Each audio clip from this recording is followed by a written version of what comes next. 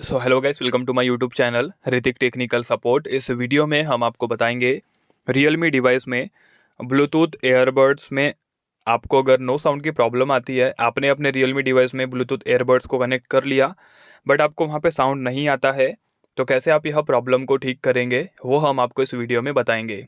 ठीक है, video start करने से पहले आप लोग हमारे यूट्यूब चैनल को सब्सक्राइब कर लीजिएगा, बेल के आइकन को प्रेस कर लेना है।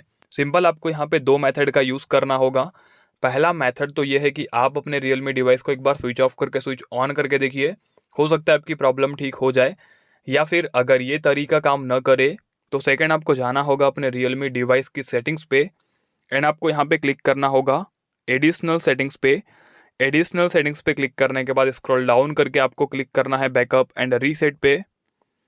देन आपको रीसेट फ़ोन पे क्लिक करना होगा एंड आपको जो पहला ऑप्शन मिलता है रीसेट नेटवर्क का सेटिंग्स का, सिंपल आपको अपने रियलमी डिवाइस के जो नेटवर्क का सेटिंग्स होती है उसे रीसेट करना है। इसमें जो भी गलत एक्टिविटी की वजह से आपको नो साउंड की प्रॉब्लम आ रही थी, सब कुछ डिफ़ॉल्ट हो जाएगा। देन आपकी प्रॉब्लम भी ठीक हो जाएगी।